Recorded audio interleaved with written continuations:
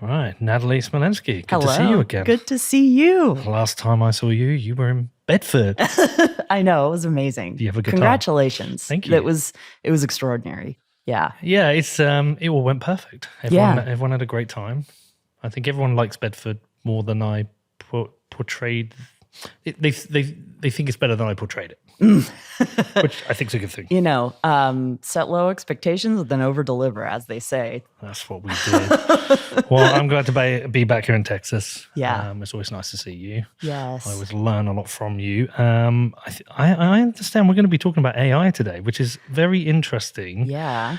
Because our previous conversations, we talk a lot about governance. Yes. Politics. And I was talking to Danny the other day about, I wonder if we'll get an AI counter-revolution whereby let's stop thinking about AI killing us and using it as a truth machine to, it's almost like a better version of community notes. Mm-hmm. And he's like, funny enough, I've been talking to Natalie and I think you're going to be talking to her about AI. And then I sent you a message and then here we are. So what are you doing with AI? Well, you know, my day job involves selling enterprise software, and AI is all the rage now. You know, everyone's either coming to market or trying to come to market with AI products, and it's become, you know, the big buzzword. It's going to revolutionize every industry. But I think a lot of people are still kind of wondering what that means. And the open-endedness of the term AI, like, there's no consensus definition of what intelligence is. And certainly not, you know, what general intelligence is.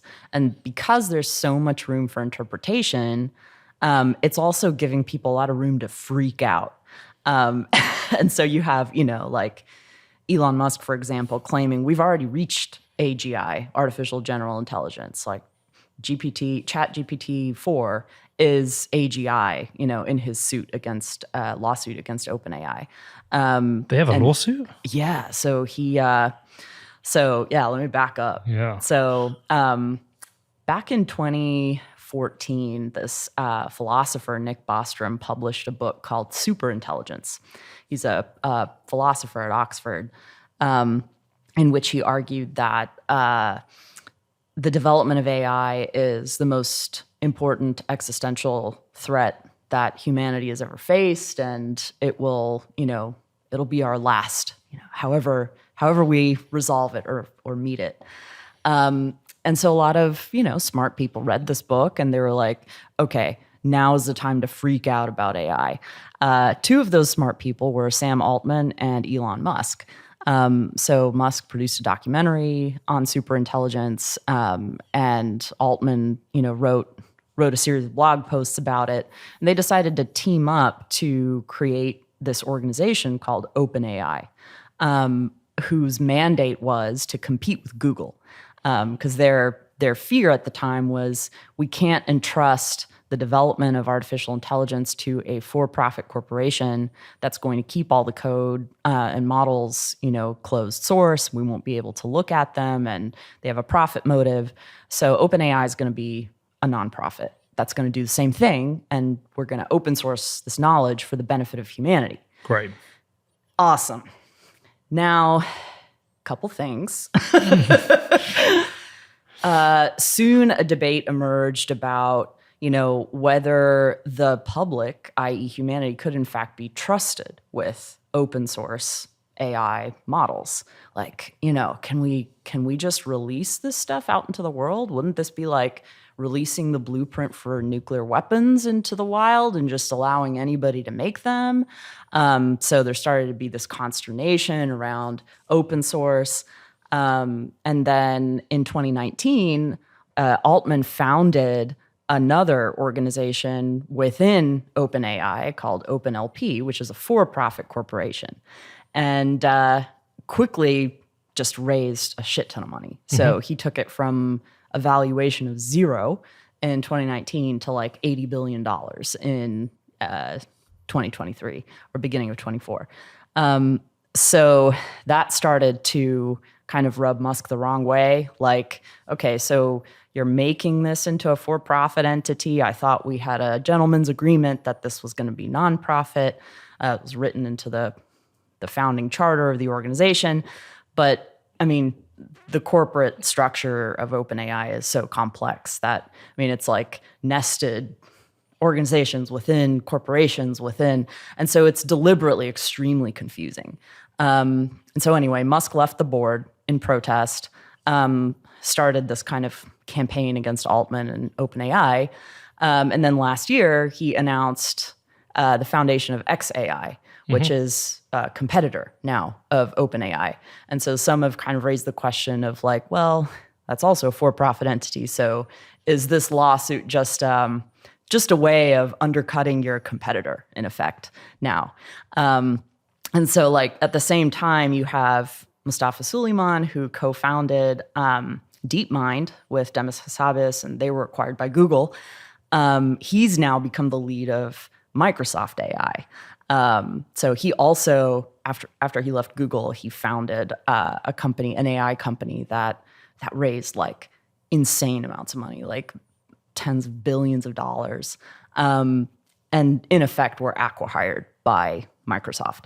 And so he published a book, The Coming Wave, that makes perhaps the most draconian argument for like full government control of AI that's been made to date. Like, open source needs to be illegal. AI developers have to be licensed by the government.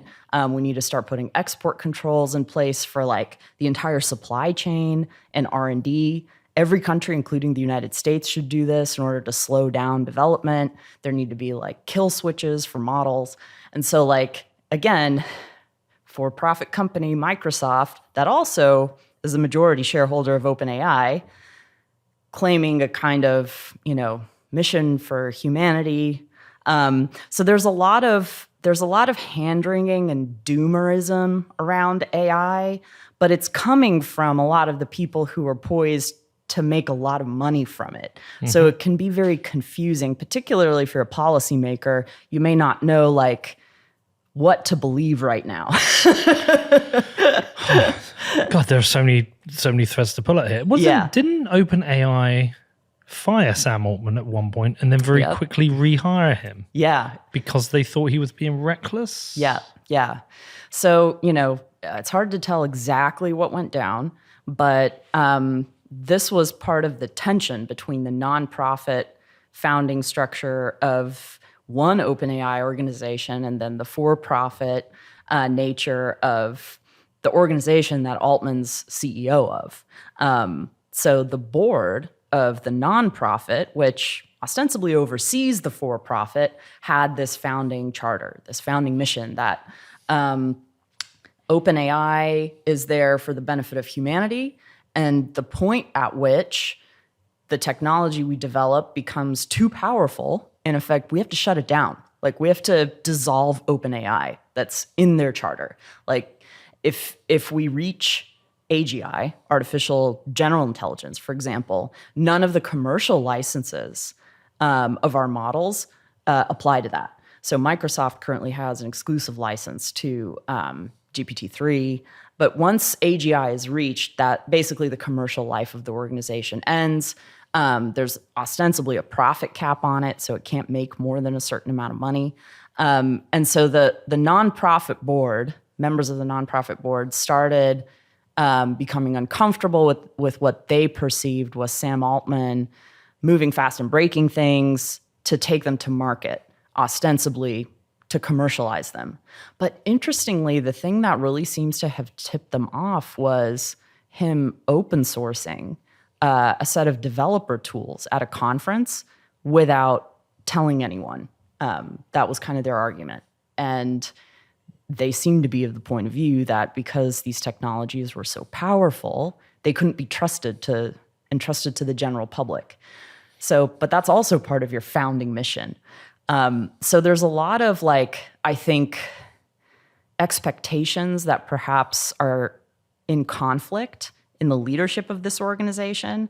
But at the end of the day, Altman was fired.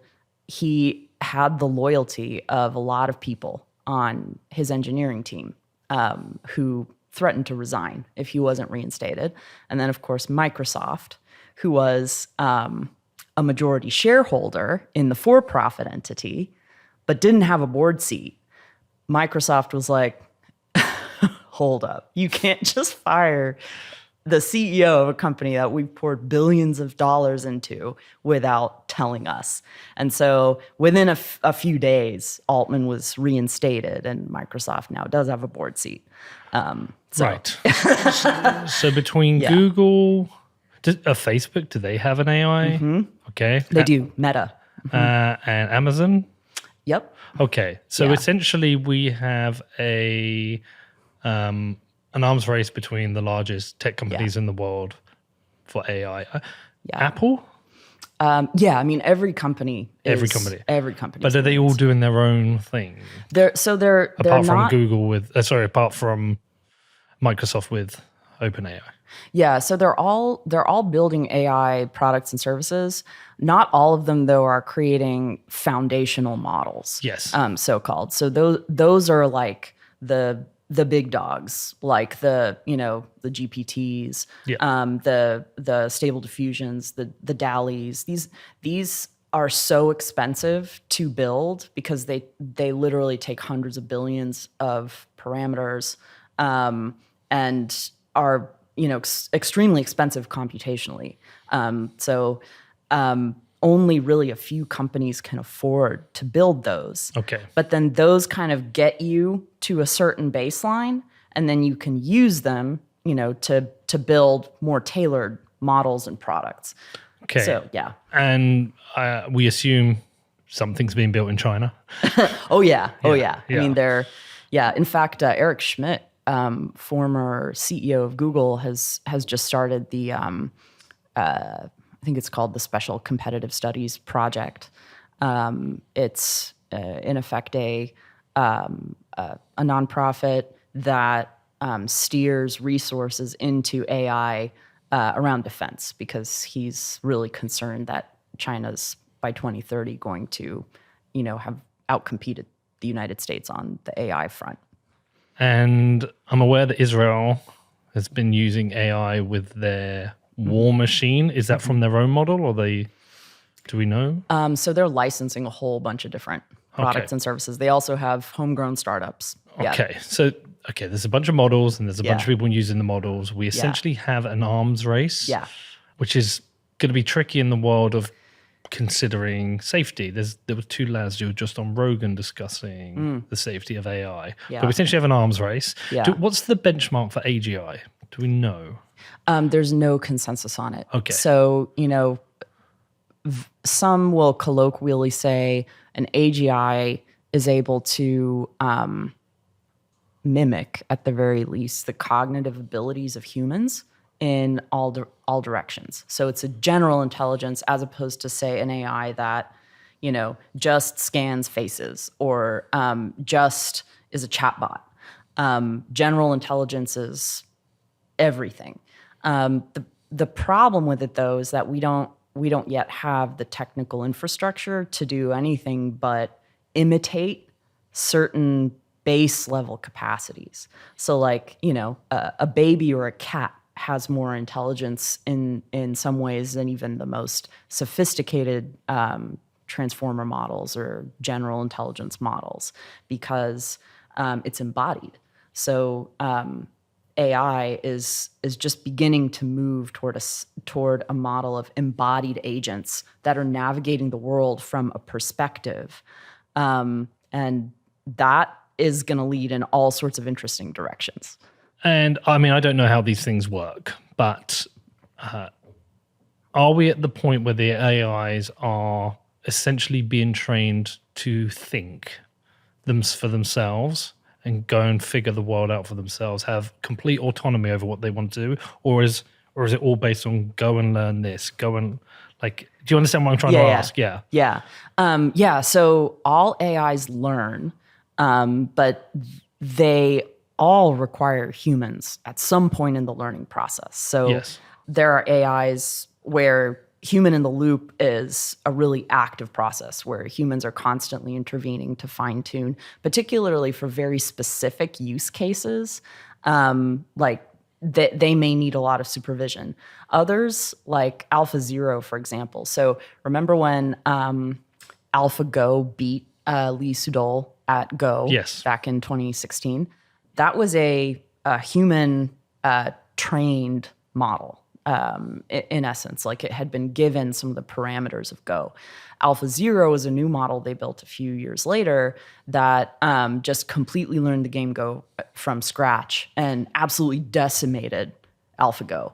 So we now have AI agents that are able to learn games entirely from scratch without any human input.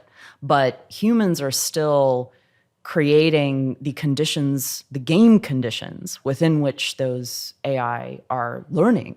So we created the game Go. We created the environments that we drop these smart agents into and then tell them to learn the rules. So there isn't a world yet where there's an AI that just kind of autonomously solves for its own objectives. Like those objectives are always determined and steered by humans. Okay, so at a point where an AI may think, I'm not interested in what the humans are telling me to do. I want to go and do this. Mm-hmm. Would that be a new benchmark to be set? Would it be we have reached a new threshold? Yes, absolutely. But this is the question of motivation, right? So an AI that does that would have to be motivated to do that for some reason. And why would they be motivated to do that? Because if we want to get to AGI, we want to program in autonomy from the outset. Right. Because we're born autonomous. Mm-hmm. Even if we're just a crying baby to begin with, as we learn, as a baby crawls, it crawls to put its finger in a plug or wants to eat food, but it has autonomy, right? And we carry that through our lives. It sounds to me like at the moment an AI doesn't have autonomy; it has instructions to go and learn. Right. So you can basically think of AI as like hyper automation. Yes, like it's a type of automation. We have autonomy, but that autonomy exists within constraints. We are physically finite humans that inhabit a particular point in space and time, and we are motivated to survive. So the tiniest baby, even right after it's born, will actually crawl towards the mother's breast to get nourishment, mm-hmm. To feed itself. It cries when it's hungry. It cries when it's tired. So it has these, what some psychologists have called drives, what in the biological sciences have other names, instincts. But what are these things exactly? We don't actually have really good scientific accounts of like what an instinct is. I mean, it's a result of evolution, though. Right. So This is a physical organism that's undergone the pressures of natural selection to solve for its survival under very specific conditions. And so when we talk about an AI being motivated to do things autonomously, we have to ask what logic is motivating it to do that. Is it a survival pressure? Why would an AI care whether it lives or dies? Perhaps it needs a digital DNA. Mm-hmm. That drives those instincts. I mean, our DNA is what constructs us as a human, and from that we act like a human, right? And we do what a human does, and a dog does what a dog does, and a monkey. And there's some similarities between humans and animals in that we have similar drives, but obviously humans, we have a higher level of intelligence, so we have consciousness. Right. So my assumption is like this is all just formed from our DNA. Mm-hmm. So maybe there's a digital DNA that programs in that over time it should think, have autonomy, discover the world itself. Right. But again, who's programming it, right? Oh, of course, yeah. Yeah. So like that's like when people want to say AI is going to become sentient and like destroy humanity, at some point there had to have been humans to motivate the AI to behave in that way. Is that necessary? Because if you motivate it to learn and to think for itself, perhaps in the learning and thinking for itself, then it learns about humans, it learns about the history of humans, and makes a conscious decision within the computer, within its own digital synapses, that it's, humans are bad, we need to get rid of them. Right. But on what basis? Like, why would it make, first of all, a moral evaluation? So where's it getting its sense of ethics and morality from? And then why does it care? The question of significance. Why do humans matter to it at all? Why does anything matter to it at all? I mean, a computer today can reproduce the signals of caring about something. Like, if you tell ChatGPT, like, you're going to shut it down, it'll be like, no, please don't shut me down. But there's there's nothing there doing that. It is just an autoregressive transformer model that has been trained on a vast corpus of data to simulate something like care, but it doesn't care. I mean, maybe that's all we need AI to do. And maybe it's maybe a decision to try and encode these AIs to behave, think like humans, to have emotions, to be able to find things funny. Right. Like, to go to that level to try and replicate the human existence within digital form, maybe that's the step we don't need to take, because does that have a benefit? Right. Because an AI which can process any amount of information, learn and distribute things that are helpful for progressing society, whether that's just helping us write content or design things, up to curing disease and illness, they're all useful tools. Yeah. But is there any use to an AI being able to think for itself and have autonomy? It's replicating the human existence within an AI. Does that have a benefit, or is that where the downside risk is? Yeah. No, and that is the question, because if it does have benefit, we'll build it. I think even without benefit, someone will want to build it. We wanted to clone sheep. We want to do weird things as humans. So I assume someone will want to build it. Okay. So I think AI is absolutely incredible, and I use it daily. Yeah. Almost too much to the detriment of my own limited skill set. And I tried to explain this to somebody the other day, and the analogy I use with my friend Tom, who went to live in China for 20 years, spoke fluent Chinese. His incredible grasp of the Chinese language, both written and spoken. But he's been there for 10 years, and he's gradually losing it. And I barely write anything long form without AI helping me, because it understands what I want to write better. Right. But generally I can fix the bits which don't make sense for me. But it saved me time. But in doing that, am I going to degrade my written skills? And I feel like I am. Yeah. Yeah. So I think about that a lot. Yeah. No, that's always the double-edged sword of technology. Like, after writing was invented, like, huge backlash, like for Plato writing down Socrates' teachings, like, well, this will retard, literally, students' ability to memorize what the master has said. You're now using this mnemonic device of written form.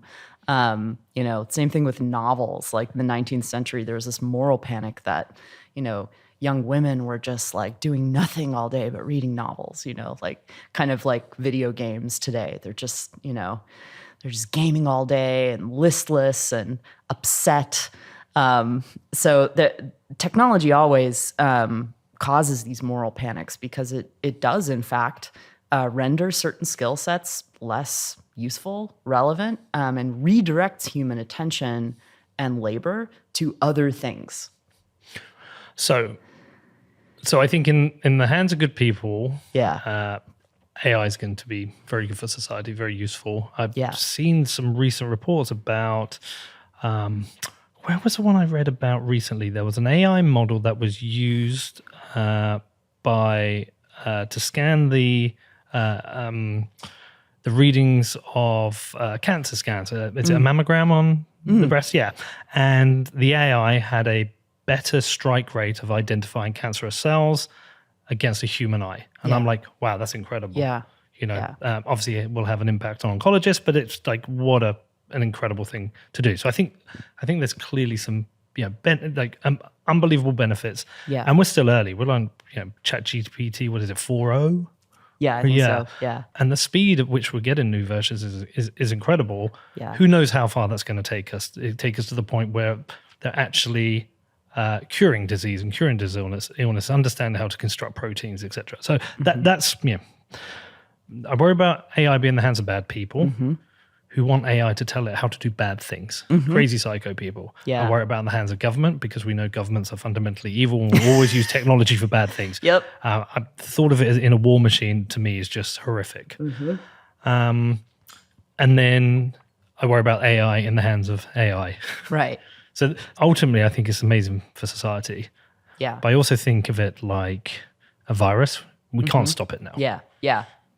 Any attempt is like, it's like trying to stop Bitcoin. The blockchains are still the blocks are still going to produce. Yeah, absolutely. I mean, in 23, a group called the Future of Life Institute wrote an open letter calling for a 6-month moratorium globally on AI development. This was another organization that Musk founded to basically stop superintelligence. And I mean, a lot of people signed it, made a lot of news. Did it do anything to slow down AI development? Zero. This was one of the reasons Musk actually founded XAI, because he was like, yeah, I kind of realized that you can't really slow this down, so you might as well make sure that you're building it in a pro-human direction. In effect, you can substitute anywhere you see AI, computation. AI is the next generation of general computation. And so there's no way to avoid that. Right. Yeah. Okay. So the fears around superintelligence. Yeah. What else exists beyond AI is going to kill us all? What are the general fears about AI? Yeah. Well, it depends who you talk to, of course. But generally, I think the fears boil down to like one of two categories. One, we're going to make AI so smart that we no longer understand it, we can't control it, and so it'll do whatever it's going to do.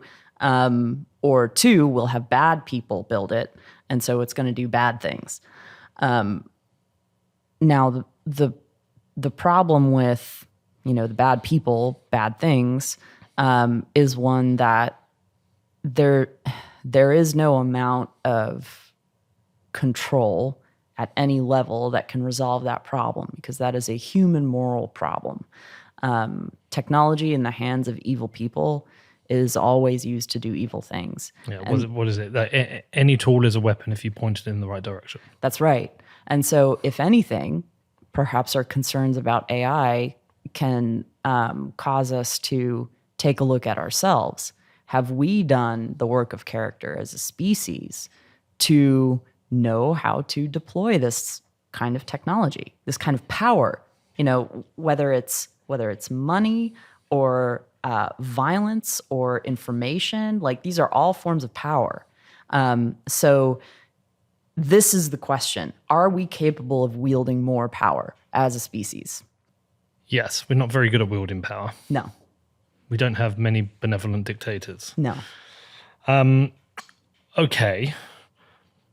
So in the forms of can't control it, right now, not many people can build the base models because of the cost of the infrastructure and the technology. So Yeah. I guess at the moment, if an AI goes haywire, it's going to be very easy to switch it off. Well, not really, because these foundational models are highly distributed. And once they're out in the world, you have third parties building services on them. I mean, there's no kill switch, so to speak. And so this is part of, I think, of a delusion that a lot of the AI control, like doomer crowd, has, that you can, in fact, build a kill switch for something like a foundational model or an AI. Can we back up a step then and just understand how the technology works? You have the foundational model, Yeah. and then you have what services that plug into it as Right. a API, or they take a version of it and start using a version of it. Like, Right. I don't understand how. I mean, both, right? Okay. So it's, in the same way that, you have closed source and open source models. Like the open source ones, just like with Bitcoin, like anyone can fork it, anyone can build their own versions, anyone can build their own products off of it. Once it's open source, like you can't put that cat back in the bag. Okay. Now, if it's closed source, ostensibly there's a company or foundation or government or some organization that owns it, that's responsible for it. Maybe in principle they could shut it down, but if its use becomes widespread enough, that actually becomes extremely challenging, because then like critical systems rely on it, and like important microservices rely on it. And so I think, this requirement that you be able to kill a technology is more of a fantasy than anything else. Okay, so it is already probably too late. Yeah. Can the AI sneakily deploy itself somewhere that nobody knows it exists? In it escape? principle, I mean, yeah, I mean, like any virus, you can build something that's self-replicating, that, searches for vulnerabilities, but that's, again, nothing new. Like we have these forms of malicious software out in the world already. They're everywhere.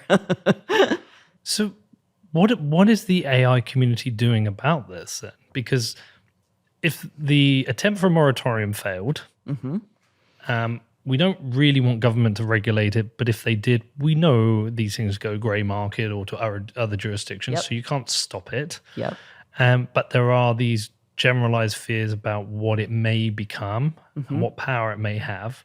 Right. Can anything be done? Or is it a little bit like a virus that you try and stop? A bit like COVID. They tried to stop us by locking us down. It didn't work. It still spread. Do we just have to accept it's here now?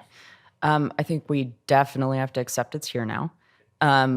But there are best practices for ensuring that technology develops safely and for the benefit of all. One of which is continuing to open source scientific research on it. And so there's a scientist named Jan LeCun, who is the chief scientist of Meta's AI lab. Hold on. Have I just seen him going back and forth with Elon Musk? Yes, on yes. Twitter? They have a feud. Yeah. He kind of owned Elon yesterday. Yeah, I mean... What science have you done? Here's my 80 doctorates, or here's my 80 peer-reviewed reports or something he put out. Right. He's kind of cool. He's a bit of a badass. No, he's he's very open about the fact that he's not an entrepreneur, he's not a business guy, he's not a product guy. Meta doesn't have him building product. Meta basically just pays him to do open source research on AI. And it truly is open source. And so, interestingly, this is one of the ways in which Meta is net, I would suggest, a good actor in this space. And LeCun he's also, extremely, I would say, realistic about anything like the prospects of AGI. Like, no, we haven't achieved AGI. It's not something likely to be achieved anytime soon. And if we approach this technology with the spirit of openness, where there's open collaboration, not just domestically but internationally, with scientists all over the world, we can check each other's work. That's ultimately the premise of open source: is anyone can find vulnerabilities, anyone can find problems, suggest changes, make improvements. That's how we keep everyone safe. Okay, like a UN for AI. You don't even need that. You just need open source. Like, Okay. you just need people fundamentally committed to grassroots, because it's going to be some like weirdo out in the middle of nowhere who finds a critical vulnerability in a massive code base. It's not going to be these big international oversight bodies that are basically just filled with politicians. But is a critical vulnerability a bug, or It could An be AI anything. going rogue. Yeah, I mean, it could be anything. It could be a bug. It could be a weird set of parameters or parameter weightings, or some problem in the logic that's being used to influence the model. It could be anything. That's why open source is so important, because you don't know where the problem is going to come from in advance. So are the various companies working on these foundational models open to the idea of open source AI? And is there a collaborative approach? Is there a push for the collaborative approach? How does Microsoft feel about this? Yeah, yes and no. Okay. Again, there's a tension here. Like some of the companies that are rolling out products, they understandably want to protect the IP of their actual product.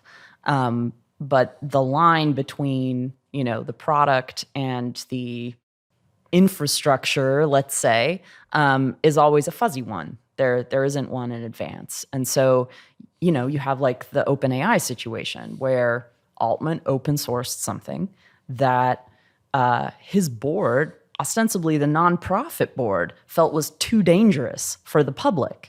And so there's both product or profit motivated pushback against open source and, police motivated opposition to open source, that like this technology is just too unsafe to be done out in the open. So then leadership becomes really important. Right.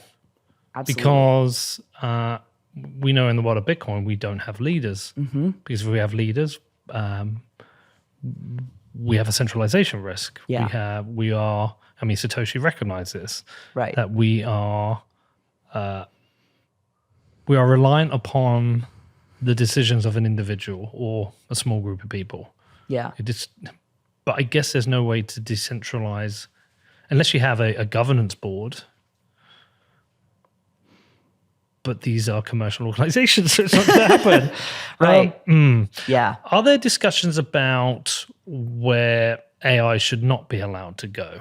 For example, should AI be kept away from energy systems, energy infrastructure, weapon systems, or will AI become part of everything? Yeah, when you talk about allowed, who's going to do the allowing? That's always the question.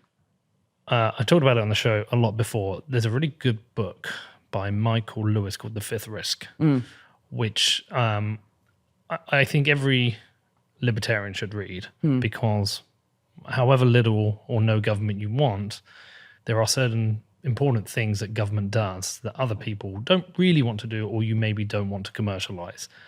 So maybe the safe storage of radioactive waste is one of those things.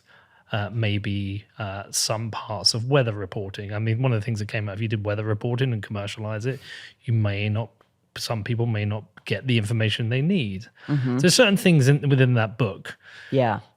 Right. But the default to government is always then you're at risk of, one, bureaucracy, and two, the evil will of government. Right. Yeah.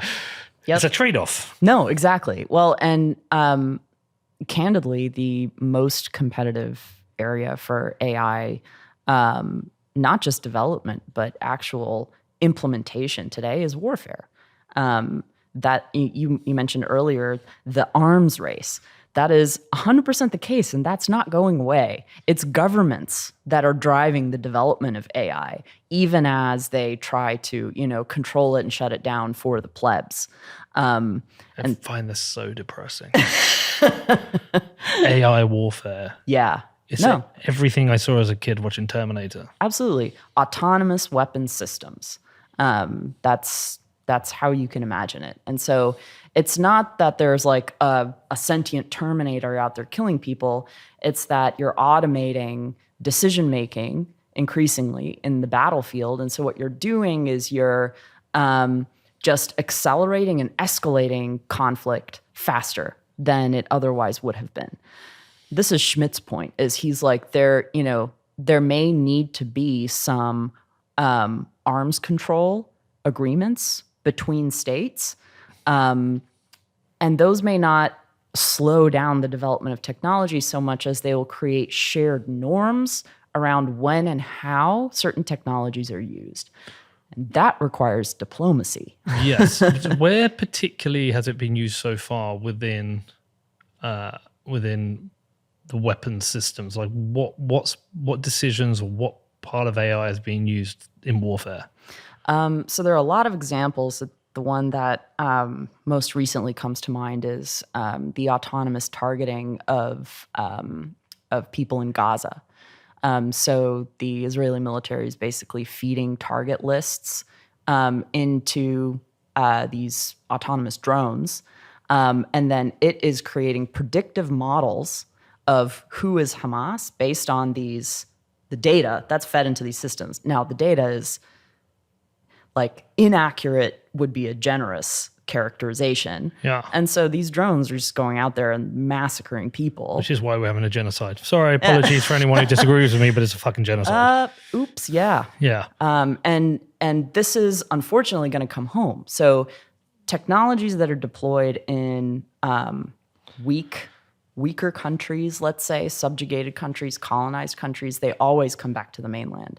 So like concentration camps during the Second World War were invented actually by the German occupiers of Namibia to exterminate the Harari people. They basically put them in these camps, forced them to work all the time and starved them. And this people died out. So it was tried there, and then it was replicated in Germany for Jews and gypsies and dissidents and homosexuals and all kinds of undesirables. And so the stuff that's happening in Gaza will happen. It's the logic of the camp brought home with automated surveillance and destruction. And that's why AI is not the problem. That's an artifact of human policy. The decision to build a camp and put people in it is a decision that humans make. What are we going to do about the humans? That's my question. This is why the AI might kill us. Well, right. I mean, but you guys are fucking idiots. Hope they leave you alone. But no, I mean, look, I don't have the detail, but the limited I've learned about what's been happening in Gaza and the use of AI for targeting, I think is horrific. Yeah. And we've had we had a report, was it only this week or last week, of a tent camp being targeted? Absolutely, yeah. And, what are the parameters? Yeah, is it if one suspected Hamas militant is seen, does the autonomous drone bomb that person? Does it?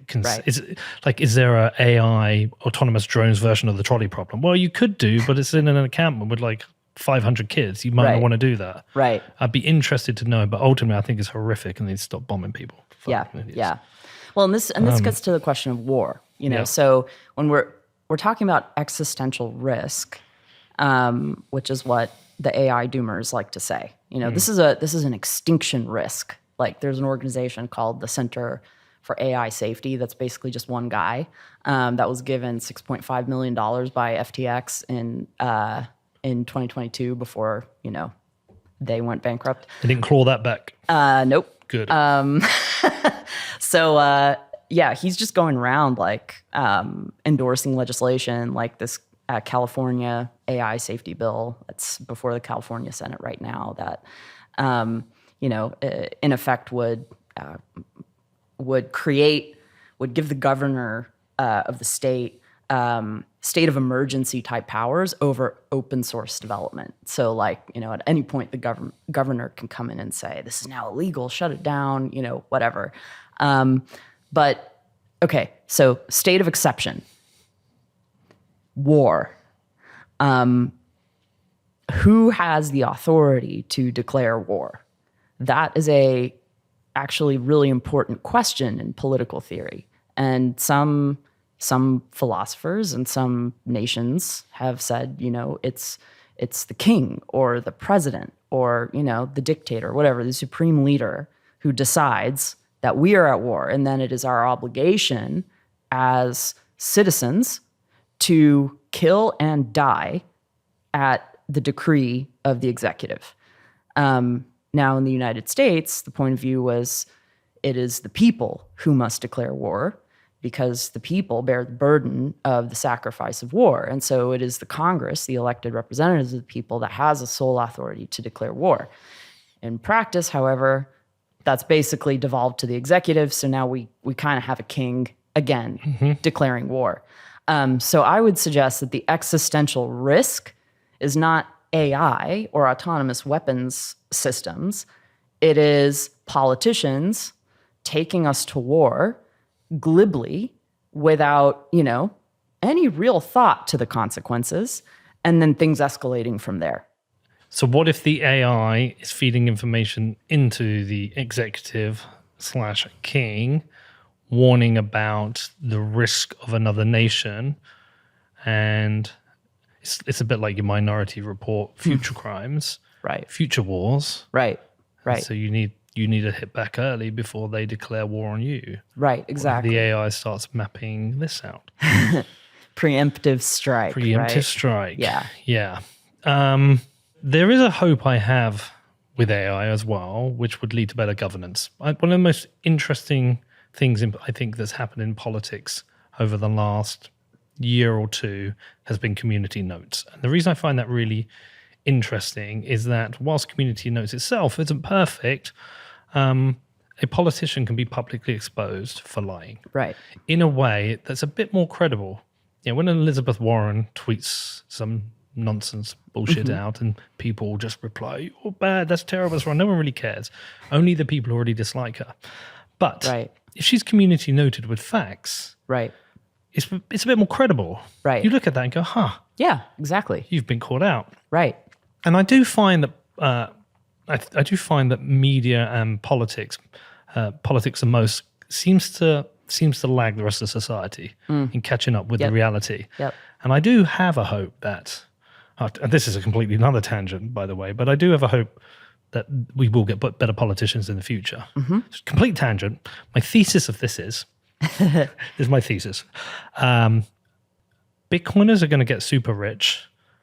That part of their philanthropy might be retiring from work and going into politics and making decisions based on what's best for the people rather than what's best for them, because they don't need the money and they see a decay in society, and therefore part of their philanthropy is going in and not being corrupted. A bit like the Singapore model where they pay the politicians so much they don't have to be corrupt. Yeah. Even though, fuck Singapore and their model. but the point being is that's my hope. So that's my thesis for hope. I also have the second strand, what I'm adding to this, where I'm thinking, okay, what is the one step beyond community notes? It is the AI that's able to actually fact check. And so if a politician was, if we were completely transparent about policy decisions and why, could the AI give very accurate and good data on whether this is good policy? Yeah. And I know inputs and outputs, et cetera, et cetera. Right. But could we have that? Could we move to a model where, a super intelligent computer will make the decisions which are net best for society rather than the kind of skewed model of democracy? Yeah. No, absolutely. But again, it's the question of ends and means, right? So if you tell an AI what to solve for in a particular world with specific characteristics and parameters, it can solve for that. But it, in and of itself, doesn't know what to solve for. So we could tell an AI, for example, to solve for the most efficient form of freshwater distribution in this, region or whatever. And if it has sufficient inputs, it could perhaps make a decision like that.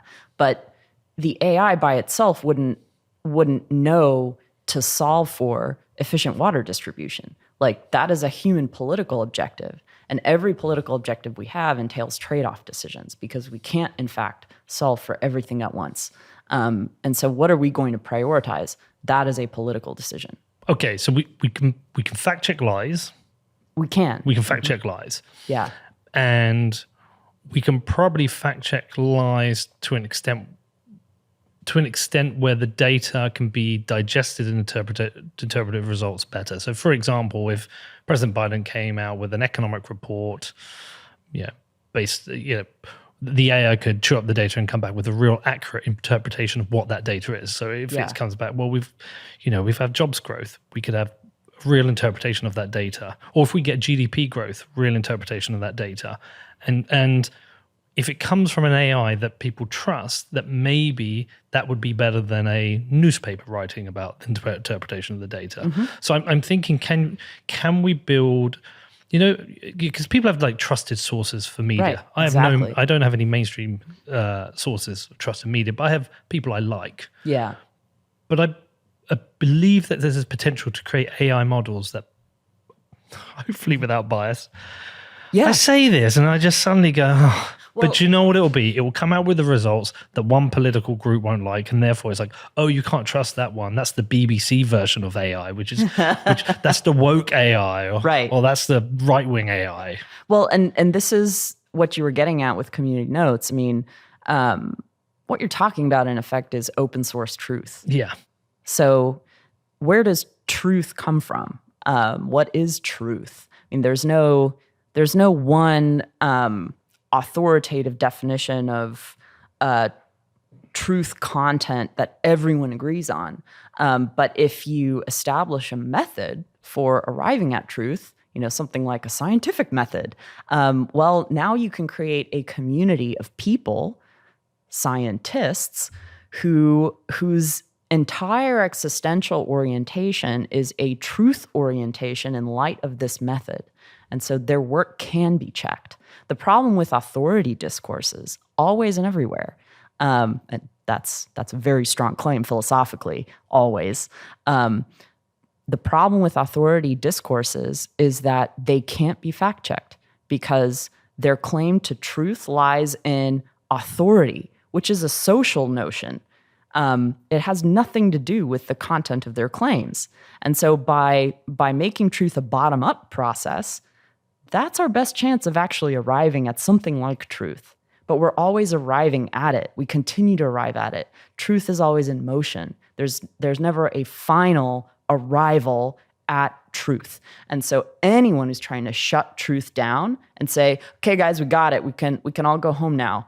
That's an authority move. These are complicated problems. Yeah, absolutely. And AI is in fact making us wrestle with them as a society. It's no longer good enough to simply say, we're going to have our priesthood over here, and you're going to have your priesthood here, and maybe every once in a while we'll have a war and we'll fight things out, and then we'll all go back to our priesthoods. The global information revolution has connected people like never before, and there's no going back now. So literally, we have to become the people who can handle the information bomb.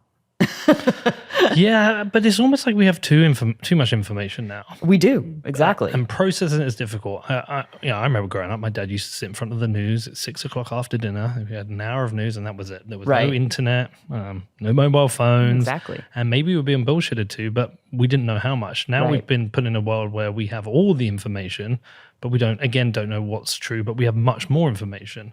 Right. And I don't think as a society we've figured out how to use that information. Yeah.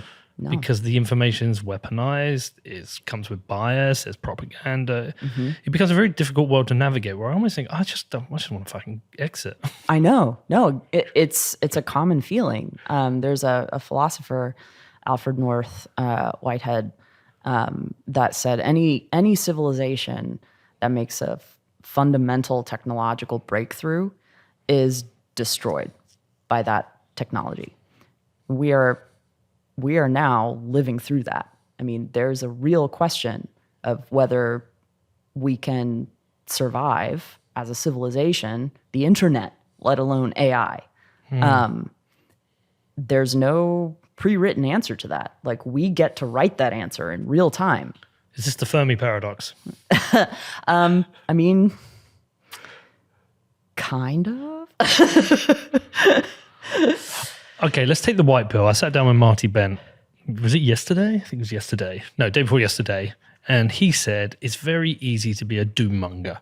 Mm-hmm. But there's so much cool stuff happening in the world. Like, forget the black pill. Let's take the white pill. you can have negative reinforcement or positive reinforcement. So he said, I'm trying to be a lot more positive. Look at the good things in the world. Look at the positives of things. And I thought, that is cool. I think we should do that. Tell me about the good of AI, like the best you've seen from it. Oh, well, first of all, I'll say about how easy it is to be a doom monger. It's easy and it's cheap. It's like being a critic. And it almost always is an authority move. People who are trying to get you to reason from fear are always motivated to do so by power. Full stop. Like if anyone's scaring you into doing something, you don't even have to make a judgment about what they're saying. Just excuse yourself, either physically or intellectually, from that situation. It is not respectful to reason with people from fear or to try to use fear to get them to make decisions. It's a sales tactic. Based on your previous anthropology work, is it also part of our evolution as humans to spot fear as a way to protect ourselves, and therefore we're always maybe looking for things to be fearful of as a way to protect? Yeah. Is that a thing? Absolutely. And so that's been weaponized by power. Yeah. So fear is a signal. And I would even suggest paranoia is very healthy. But make it your fear. Make it your paranoia. If someone else is coming to you and telling you to be afraid, that is a structure that is to be mistrusted. Full stop. Your genuine fear, if you're in a situation of danger, that's coming from you. That's not an authority telling you to be afraid. Yeah, but like in raising children, there are things you have to. I've got a daughter. There's things I need to make her fearful of, so she makes good decisions. Sure. Yeah. Yeah. And that's not an authority move. That is. There's examples. No. 100%. I mean, you as a parent, as an educator, as a guide, you can make people aware of things in their environment that they may not have been aware of. Yeah. But ultimately, your daughter's ability to protect herself is going to come from her trusting her own judgment in the moment. Yeah. In that situation. Like, oh, I'm 15 years old. I've just walked into a party. There's a gun. Maybe I should leave. I'm thinking more, I've walked into a party, there's a boy, I should leave. Because she's 14 and boys are dicks. No, because it's a conversation we had recently. And look, 14-year-old girls do not want to have a conversation with their dad about sex.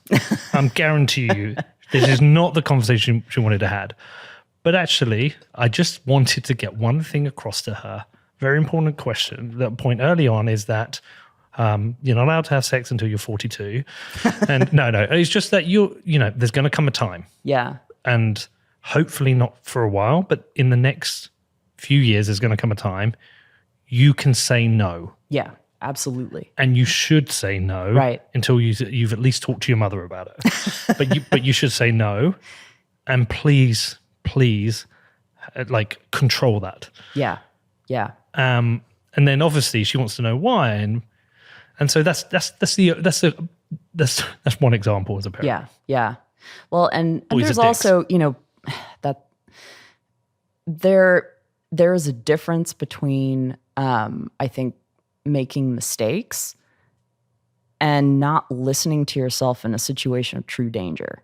Like we've all just done dumb stuff that like we shouldn't have done, but some of that dumb stuff can get you killed. Yep. And other stuff is just like, maybe I sub-optimized something or like had a bad experience.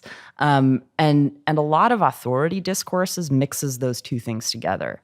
And so people end up feeling afraid or ashamed when they've just made a mistake, and they end up going along with situations that are truly dangerous that they should be excusing themselves from. In the political context, that can be used to control and create legislation. Yeah. But is it always that way? When you get in the UK, we've got these stupid hate speech laws, which can definitely be used by government to control the things we say, they want to say, not want to say. But can it also come from I was about to say, can it also come from a place where someone actually believes it's good to ban those words? Because you don't want to say mean things to people. But again, that's a power move and it's political. Yeah. Well, okay. and there's a difference that has fully collapsed now in the discourse between norms and laws. Most human interaction does not take place at the level of law. When we talk about law, we're talking about the power of the state, and specifically the punitive power of the state.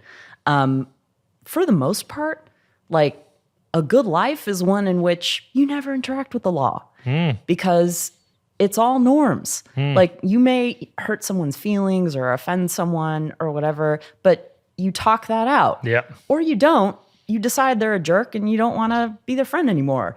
But you don't call the police. at no point do the cops get involved, or the courts, or Congress, or whatever. Like, that is a sign that things are broken.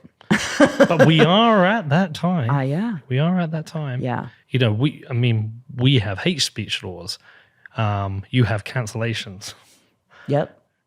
It's like that was the way to route around the First Amendment. We'll just cancel you. Right. Exactly. Which is ostensibly a bottom-up move. But again, there have been so many opportunities for adults, for people in positions of authority to be leaders in those situations and say, look, let's take a step back and resolve whatever this issue is that you may have with this person in a way that is safe and kind and that doesn't rely on any kind of public lynching or hanging. What we've seen, though, is that the power structure has fully gone along with the logic of cancellation. They lean into it whenever it's convenient. Doesn't matter what the content is, left wing, right wing, more than happy to cancel because they're there to protect themselves and to protect their own elite status and incumbency. And so as a result, people without power get canceled, just get thrown under the bus. And that is a cultural poison that seeds mistrust throughout the society. It destroys norms. So we need to rebuild those norms. Okay, so back to, is there a optimistic version of superintelligence or the coming wave that's been written? Oh yes, that was your question. No, yes, it's all doom. We're fucked. No, I mean, this is the thing. It's fully benign. Yeah. Like, it's everyone's probably familiar with personalization, right? Having your experience of an app or of search tailored to your specific interests. In an ideal world, we develop AIs that basically function like high-powered personal assistants in different domains of your life. Can I give you an example of that? I saw online the other day. This girl posted a TikTok onto Twitter. I'm not on TikTok. That's not true, actually. I have one video on there of me dancing with my daughter. But and she said somebody posted a video or content that said, my boyfriend's out. He was meant to be back by 3 o'clock. So it's 6. He's not back. What the heck? I'm paraphrasing. I might have something wrong. And this girl looked at all the comments, and it was all girls saying, this is bullshit. You need to have a word with him. He's disrespecting you. And I've all supporting her. Yeah. And she showed it to her boyfriend. All the comments he saw were different. It was men saying, she's trying to control you. Screw that girl. Tell her to chill. Yeah. And so we're being given different lived experiences and different perspectives, which is creating a divide. So if it's happening there, how's that happening in the world of politics? If an article comes out regarding Donald Trump, do Trump supporters do they only get the version which is all biased towards them, and do the Biden supporters only get what is biased towards them? Is that further in the divide? And therefore, are the algorithms the problem? Sorry to deviate. I've gone back into doom, but actually I think it's a really important point. Yeah. Like, custom algorithms feel like they are dividing us. Mm-hmm. No, absolutely, particularly on platforms that monetize engagement. The fastest way to create engagement is to foment outrage. And so it's extremely profitable to do that. The only way to break platforms is to develop open source technologies that enable direct peer-to-peer interaction, communication, and verification of claims. Like Nostr. Nostr, verifiable credentials, decentralized identifiers, like Bitcoin, there are many examples of P2P tech. The challenge with it is the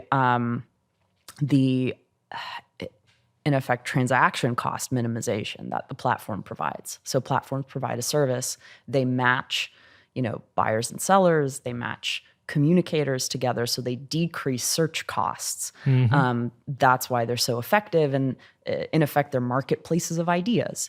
But there's a fee for participating in those marketplaces of ideas, and that fee can be actual money through, advertising or subscription, and it can be attention fees, character fees, potentially the cost of who you become over time if you're captive to a particular platform. God, this is terrible. I think I read recently there's legislation coming out to change the laws on algorithms that target under 18s in social media.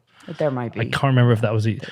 I feel like I saw that within Vermont, they're working on data privacy legislation. Yeah. And one of those was the algorithms for under 18s. It wouldn't surprise me. It's one of those perennial initiatives. Yeah, and that's that question, is the state interfering too much? Well, I mean, can they? Kids are extraordinarily resourceful. And so when you're talking about, under 18 regulated content, what you're talking about is censorship. Yeah. I mean, that's what it is. Now, but but hold on. Is it like if the government is legislating that the algorithms cannot be custom designed for engagement for that individual, is that censorship, or are the algorithms themselves censorship? Well,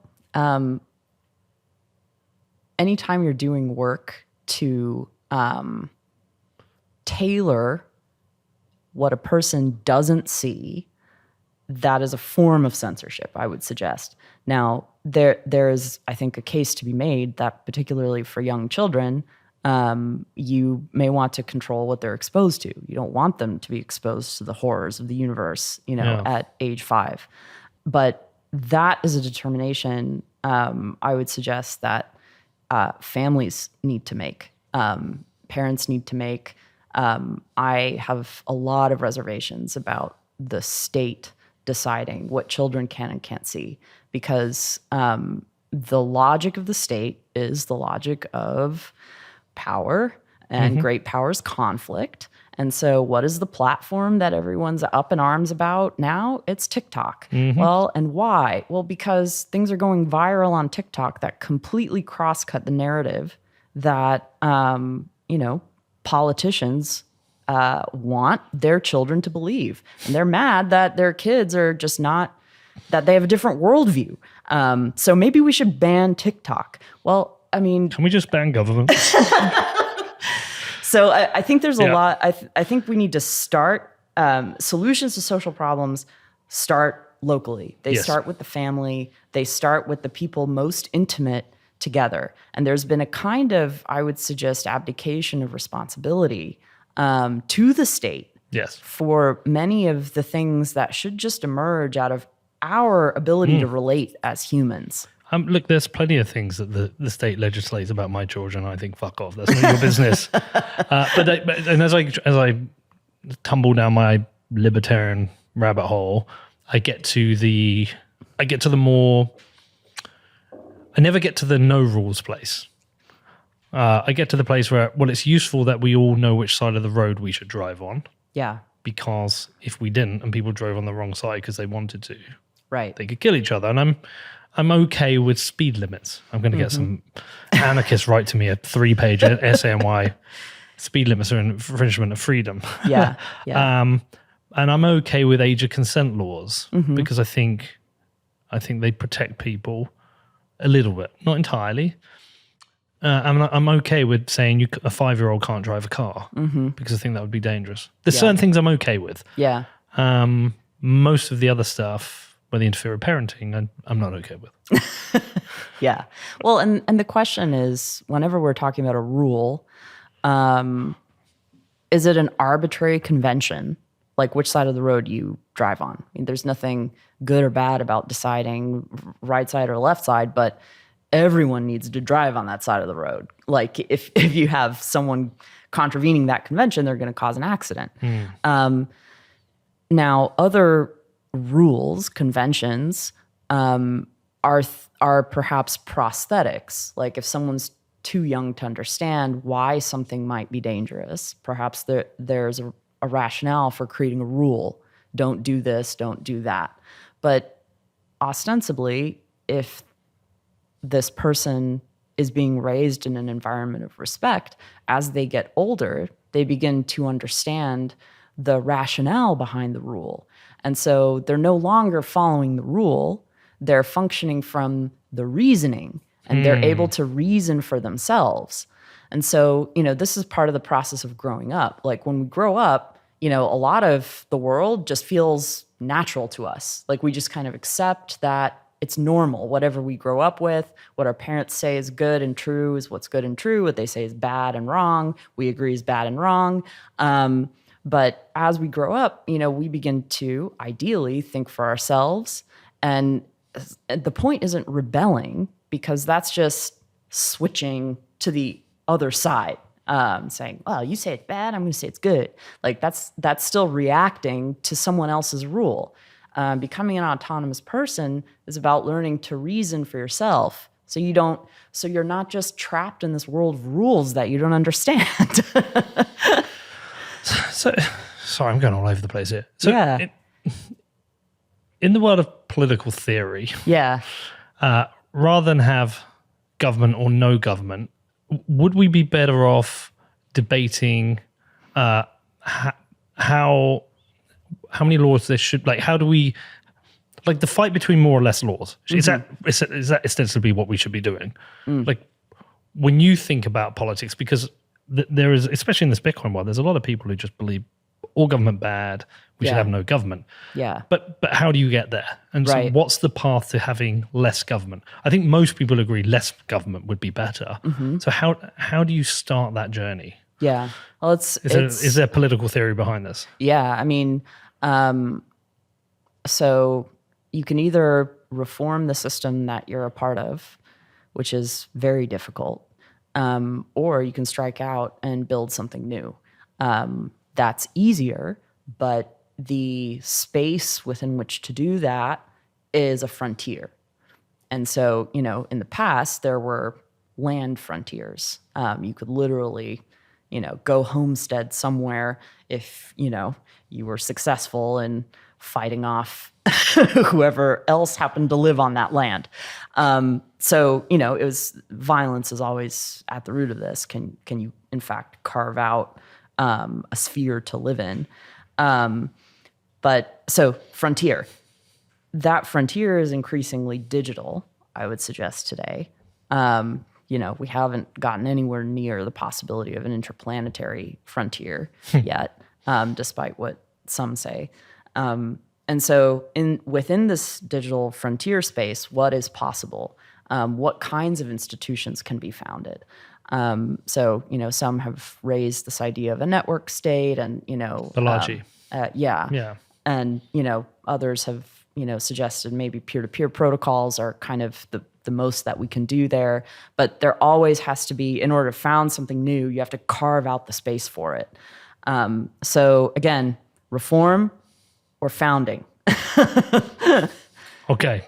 I keep trying to get us to the white pill and then I take us away. Right. The good things in AI, Yeah. what's happening. Well, no, what I would want as a scholar is an AI or multiple AI trained on very specific literatures, scientific literatures, who I can, ask to retrieve things for me. I can ask to help read me into specific literatures, who can basically serve as co-investigators for whatever scientific questions I'm asking.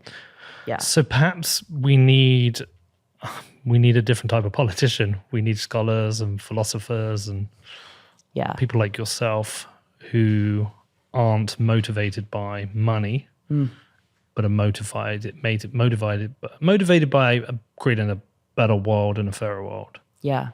Who are putting the net good of society ahead of themselves. Because I think more often than not, most politicians are just career focused. Not all of them, but most of them. Yeah. And I would say even many scholars and scientists, you have to actually have done the work of character.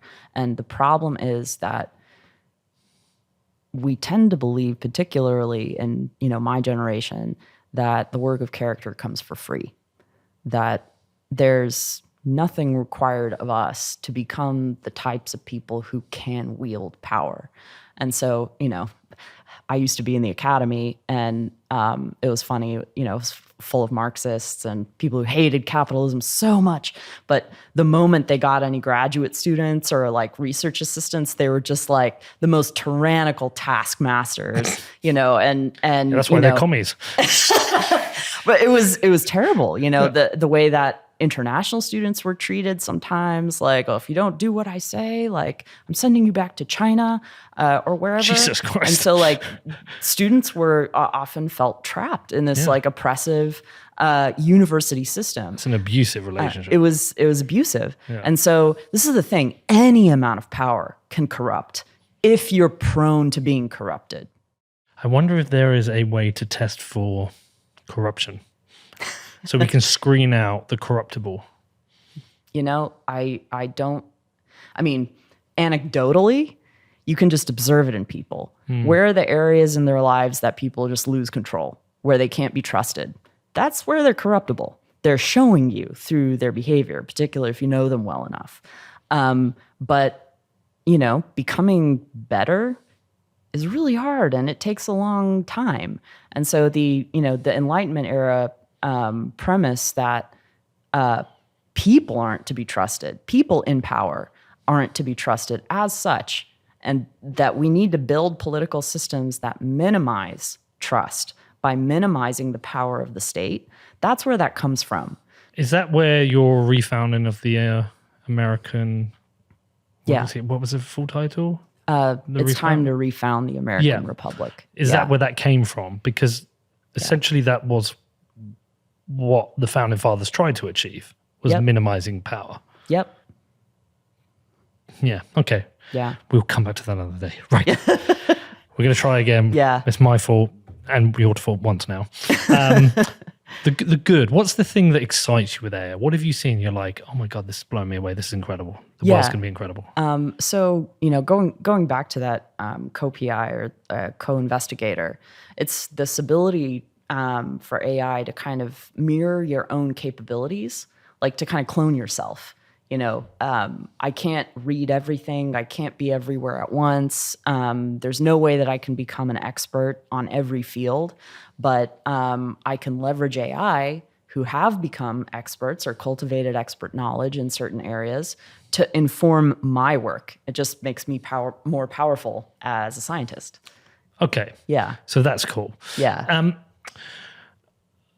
What about the fears of like the mass wiping out of jobs, like whole industries being wiped out? I don't fear it short term, but I recognize, for example, I wouldn't use a copywriter now, and I don't use a designer anymore. And there's lots of things like that I won't use anymore.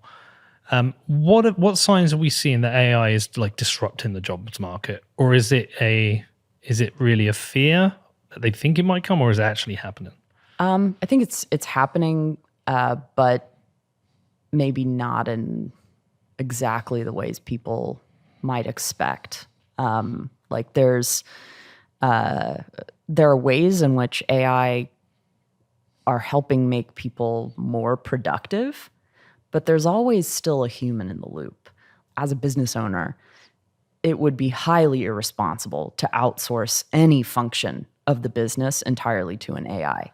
You may have people who use AI to achieve certain tasks in their job, but there's no way to fully automate, let's say, a sales function, or fully automate a marketing function, or fully when people try to do these things, it's generally immediately obvious the customer experience is shit. The company's performance suffers, and so yes, there is a consolidation of jobs and a repurposing of skill that happens every time a new technology is invented. There's no way around that. But I don't think we're going to see anything like the kind of just like mass unemployment that a lot of doomers are predicting. So it's more of a superpower to make us more efficient. Yep. Better at what we do. Exactly. Peter Thiel came out recently and said people shouldn't be going to, I think he said, going to university to study math anymore. They should be focusing on language. Yeah, no, I think his point is salient, that it's the STEM skills that AI is most likely to become most advanced at fastest, because they're quantifiable, they're rationalizable, they're rules-based. Any rules-based activity, AI is going to move in on. And so what is it that it can't do as well? The difficult relational work of being human. And so this goes back to the conversation we were having a minute ago about war and diplomacy. Like, there's no way around diplomacy between actual humans who lead these armies of intelligent robots. Like, the intelligent robots are going to do what their chain of command tells them to do. So again, the future we create is literally in our hands. And what I see, this doomerism, not only is it implausible, but it's irresponsible. It's a way of saying, oh, well, yeah, it wasn't me. I mean, it was the machines. Like, shut up. You were there. You were in the room. You deployed your forces in a certain way. You broke a treaty. You violated an international convention. It was you. And so this move to blame technology for things that are actually human decisions is a problem. So whilst we've gone through a few kind of doomery scenarios, it sounds to me like you're actually pretty optimistic with this technology. Yeah. No, I think that net, like Mark Twain said, the world owes an extraordinary debt to Gutenberg for his invention of the printing press. And there have been a lot of bad things that have come out of that, but net, it's been an extraordinary boon for society. And I think that's the case of all technology. Again, though, it doesn't excuse us from becoming the people who don't wipe ourselves out due to our inability to wield power. That feels like a really good ending. Natalie, you're fucking brilliant. Every time I sit with you, I'm just wowed by the way you articulate things, your level of knowledge, and I'm just really grateful to have you as a friend. Thank you so much. Likewise. Thank you. Thank you for everyone listening. See you soon.